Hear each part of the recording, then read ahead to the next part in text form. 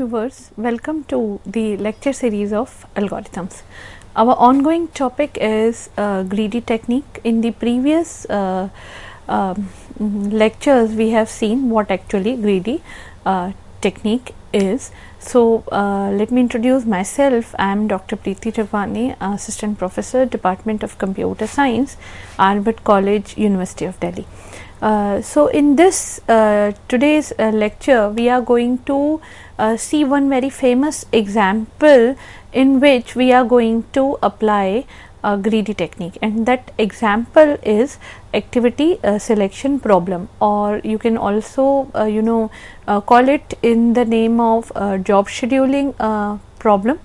So, what actually this activity selection problem is, before going into that, let me give you a quick recap of the greedy technique.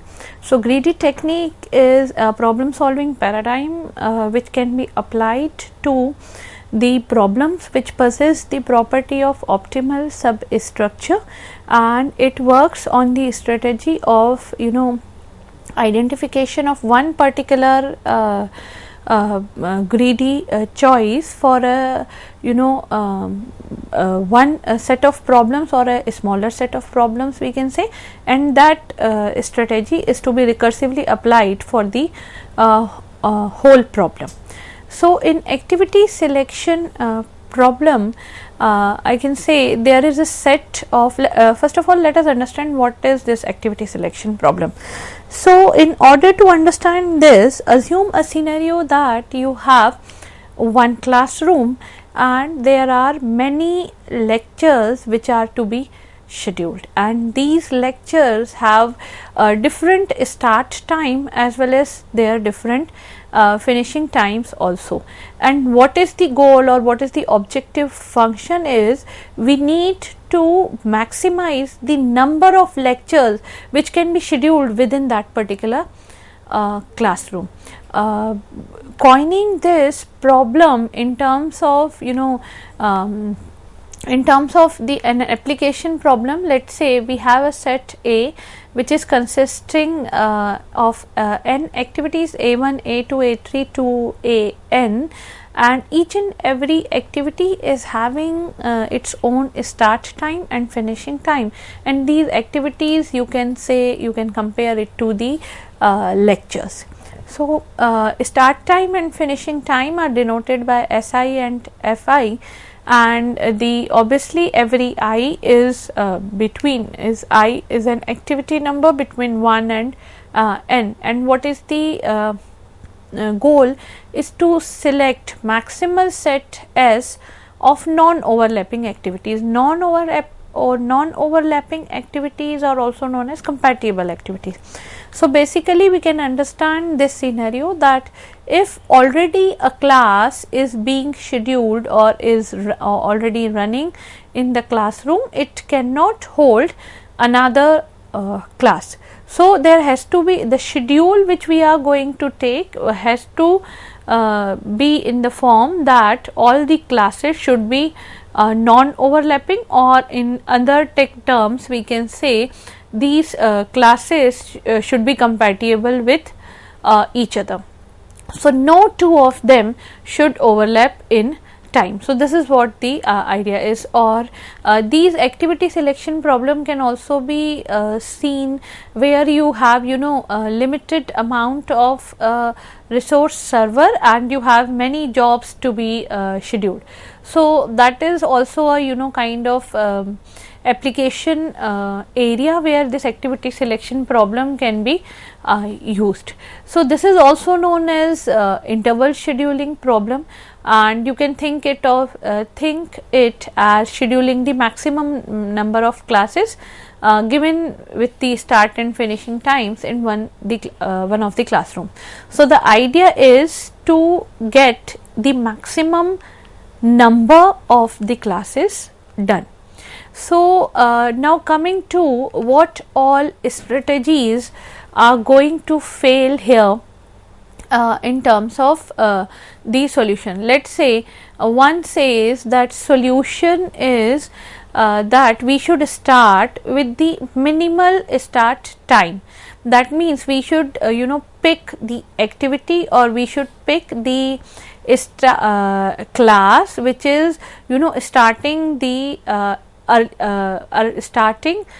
the earlier most. So, for example, you can see on the screen the last arrow is showing a timeline.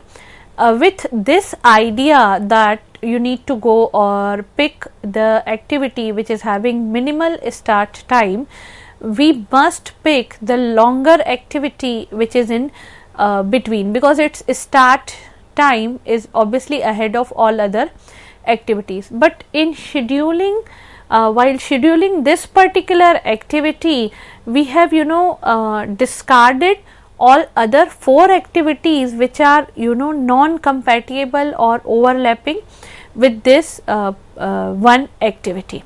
So, we have chosen one activity and we have discarded 4 activities. So, this is the strategy which is bound to fail. That means we cannot go with the minimal start time. Another idea or another strategy could be that we can select the minimum the activity with the minimal interval. That means one activity for which fi minus fi, the fi minus si, which is the duration of the activity, is minimum. So, again it is very easy to coin an example where this can fail, and that example can be easily visualized as it is given on the screen, that the smallest duration is of that one activity which is just above the timeline. But because the duration is bigger for the other 2 activities which are available, or which are shown in the on the top. So, but in choosing this one activity with minimal interval, we have discarded 2 other activities. So, we have chosen one class to be scheduled in that particular classroom, because that class is of, let us say, smaller schedule, and in order, because of the overlapping timings between this class and other 2 classes which are having a longer interval, we have discarded the 2 activities. So, again this strategy is bound to failure. Third idea, which is that interval with the fewest conflicts we should choose. That is, for example, we pick one activity and see which is the what is the number of conflicting activities for that particular activity, how many activities are getting conflicted with that. So, going with this strategy, that is choosing the whole interval of activities which is having fewest conflicts, one can end up in choosing 3 activities which are available on the second line and discarding the 4 activities which can be chosen. So, basically these are all algorithms, that is starting with minimal start time, or choosing the activity with minimal duration, or choosing the whole interval with fewest conflicts, are some strategies which are bound to fail. So, we need to be very so the idea behind these 3 examples of failure is we need to be very careful while we are coining our greedy technique. So, the solution here in this particular, for this particular problem of interval scheduling is to accept first the request, that is finishing first. So, for example, you can imagine this particular solution into your own life also. Generally students, what do? If I need to prepare for a particular exam, and assuming all the chapters are having the same weightage, because I have not talked about any weight of the particular activity. So, all the chapters in the syllabus are having the same weightage. So, which chapter I will be taking, which is obviously which is going to finish the first. So, we need to look for what? We need to look for the smallest f of I, which is finishing time. So, the request I for which f of I is as small as possible, we need to pick that request first, or we need to accept the request first. This greedy strategy of looking the smallest fi is going to work with this particular activity selection problem. So, how are we going to do with the solution? We need to sort activities by finishing time and let your A1 to AN denotes the sorted sequence. And the activities are sorted on the basis of finishing time. So, A1 is having the least finishing time, then A2 and AN is having the highest finishing time. So, we are picking the first activity, let us say A1, and we are removing all the activities whose start time is before the finishing time of A1. What does it mean? So, third point says we are going to remove all the activities who are going to start before the finishing time of A. So, one lecture which I have already scheduled, for which I have already given the classroom, once this lecture is not going to finish, I am not able to start another activities, because at a time I can handle only one class in that particular classroom. So, here the concept of that overlapping activities is there. So, if there are non-compatible or overlapping activities, we need to remove those activities from the set. So, this is what you call removing all the activities with whose starting time is before the finishing time of that selected activity A1, and then we will be recursively solving the problem on the remaining activities. So, let us understand this with the help of an example. As it is shown on the screen, I have 11 activities which are sorted by their finishing time. In the bracket, the two numbers are written, one is the starting time, another one is the finishing time. So, the starting time of first activity is 1 and finishing time is 4. Then the second activity is having a starting time 3 and finishing time 5, and third activity is having 0 6, then it is 8 7, then 3 8, and so on and so forth. So, starting time, ending time is written and the activities are sorted according to the finishing time. Now, let us say we are picking the first activity as it is already sorted. That means we have chosen the activity which is starting at the time unit 1 and ending at 4.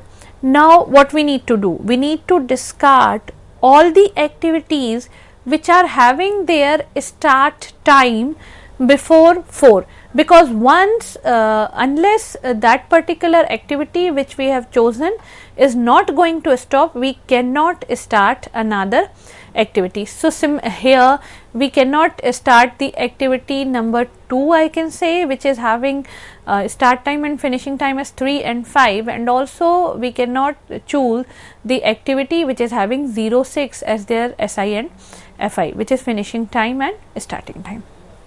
Now, the next activity is having its starting time at 5 and the earlier one was having the finishing time at 4. So, yes, here we are safe. That means with the activity 1, the activity number 2 and activity number 3 are actually overlapping, or we can say in another term they are non-compatible, and what we are looking for are the compatible activities. So, we will be choosing the fourth activity which is starting at 5 and ending at 7. Okay. Now, again we will apply the solution recursively, that is, again we need to look for the activity whose starting time is after 7. So, now coming to the next activity with starting time ending time 3 8, we need to discard it. Again 5 9, again we need to discard it. 6 10, we need to discard it. then we have 8, 11. So the activity which is going on, that is the fourth number activity, started from 5 and ending at 7, is going to end at 7, and then we can begin the next activity from the instance having its starting time as 8 and ending time as 11. So again we recursively apply the solution as we have applied in the previous step, and then we will choose the activity with SI and FI as 12 and 14. So with this example, you can easily see how interval scheduling can be solved by when your activities are sorted by finishing time, and the greedy choice is we need to look for the minimum finishing time. So we will be picking the first element, obviously as it is sorted, it is having the minimum finishing time. Keep on discarding all the non-compatible activities, and then choose one which is the compatible activity having the least starting time, which is occurring after the finishing time of the first one. So this recursive solution we can apply, keep on selecting the activities in the similar manner by applying greedy choice, and we keep on discarding the activities which are overlapping activities. So in this way we will be having the solution of this particular problem as the first activity will start at 1, 4, the second activity is having SIFI as 5, 7, third activity is having SIFI as 8, 11, and fourth one is having 12 and 14. Now see, these all 4 activities are actually compatible activities, these are non-overlapping activities, and we cannot have a more than a solution set having more than 4 activities into that for this particular problem. So again, so this was a kind of, we can say, after analyzing some strategies which are bound to fail, we finally end up with a solution which is going to work. Now what will be the running time of this algorithm? So basically if we also include the sorting procedure into it, then it is going to be as costly as n log n, because sorting is anyways comparison based sorting is going to take n log n, minimum time n log n, and then picking the activities with the least finishing time and discarding the other activities is actually an order n operation. So basically order n log n plus order n is going to give you a solution in n log n time. So running time of this algorithm is going to be n log n. Now these were 2 easier parts, as in our previous lectures we have seen that coining the greedy strategy is bit easier, as well as its analysis also is, but proving the correctness of the solution or proving the optimality of the solution is a bit difficult in case of when we talk about greedy techniques.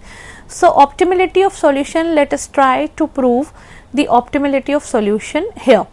Now considering that O is the most optimal set of interval and A is the set of interval which is given as a solution set by our algorithm, by our greedy algorithm. So A denotes the set of accepted requests which are accepted using this algorithm, and O is the optimal set of intervals. So what do we need to prove? In order to show that the solution is which we have got is optimal solution, we need to prove that set A is equals to set O. But again, this is too much to ask for. That means if I am talking, what was the original goal? The original goal says that we need to have as much as maximum number of activities into the set. So, this let us say set O is having some 4 activities I1, I2, I3 and I4, and set A is having some other 4 activities. So, A is not going to be equals to O in this case, but this is not the idea, or this was not the goal. The goal was that it should contain maximum number of the accepted requests. So, basically we need not to prove that A is essentially equals to O. It is actually sufficient to prove that cardinality of set O is equals to cardinality of set A. That means the number of requests in the set A, which is the set of accepted requests or the solution set given by the algorithm, is actually equals to the number of activities which are in the optimal set of interval. That also suffice. So, we need again we need not to prove that A is equals to O, because there can be the same number but different you can say techniques, but we are what we are looking for is we are concentrating on the number only. So, we can say number of elements in A must be equals to number of elements in O, and if we are able to prove this, we will be saying that yes, our solution is optimal. So, how are we going to prove that? This can be proved in 2 stages, I can say, and with the help of induction.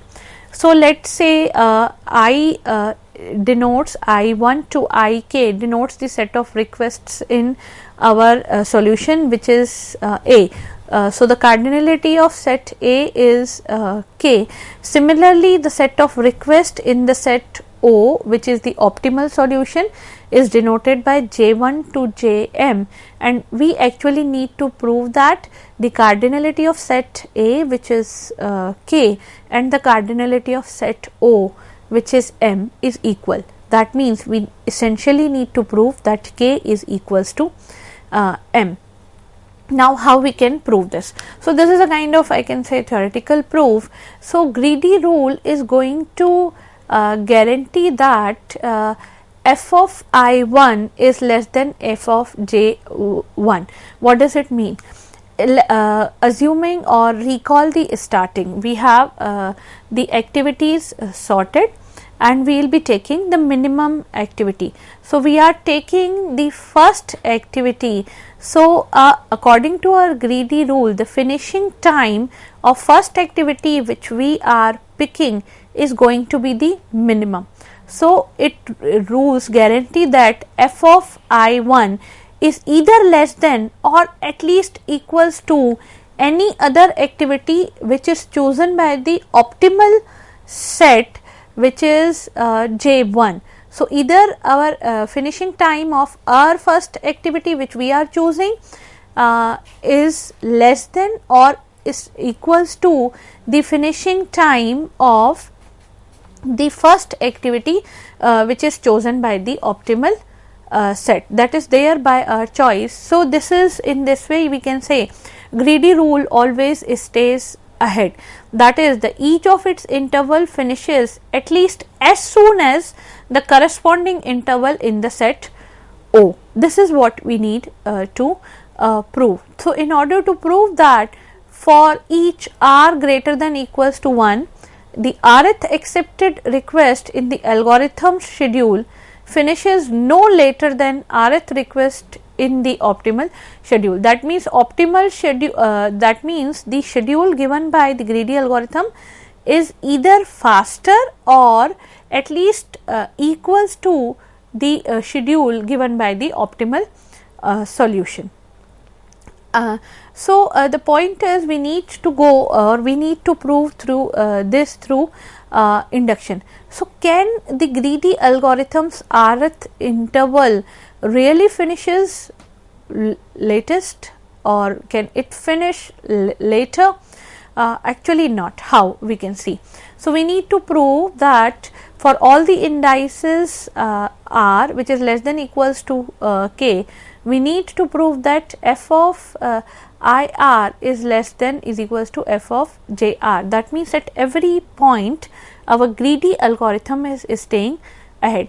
For r equals to 1, that is for the first activity, the statement is clearly true, because the algorithm itself starts by selecting the request with the minimum finishing time. So, if that minimum finishing time our algorithm is starting with same activity will be selected by the optimal schedule also, it is the minimum one. So, the same can be selected. So, for r is equals to 1, the statement is clearly true, and then we have f of j r minus 1 is less than equals to s of j r. So, that means unless our last activity is getting finished, we cannot start the new activity. And similar by induction hypothesis, we can say f of r minus 1 is less than f of j r minus 1 also. This is our induction hypothesis,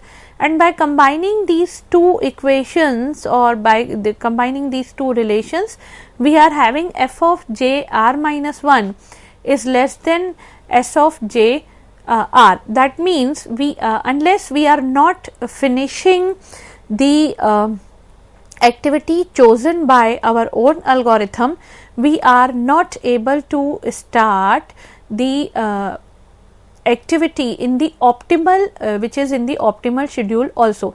That means the activity which is going on at position r minus 1 for our own greedy algorithm, its finishing time will always be less than equals to the starting time of the next activity available in the optimal schedule. Thus, the interval j r in the set r of the available intervals at the time when greedy algorithm selects I r, the greedy algorithm selects the available interval with the smallest finishing time. Since the interval j r is one of these available intervals, we are going to have f of I r is less than equals to f of j r. Now, this is the way in which we can prove the optimality of the solution. Now, we have two small extension of this problem, that before accepting or rejecting the request, this time we in this our this activity scheduling problem, we are having the full set of requests in our hand. That means the scheduler needs to make the decision about accepting or rejecting the certain requests when it is having the whole full set of requests. Now, assume the scenario when the requests are coming online. So, that is one kind of extension. Another extension is all the activities are not having the same kind of weight. Choosing one activity is going to maximize the profit in one way, and choosing another activity is going to maximize the profit in a different way. That means in terms of quantities. So, if I am choosing the activity 3, it is going to give me a benefit of 100, let us say 100 units, and if I am choosing activity 4, it is going to give me a benefit of, let us say 150 units. So, the idea here is not to look at the number, it is the idea is to look at the maximization of profit. These can be two simple extension when applied to activity selection problem. These all the extension can also be handled using greedy technique.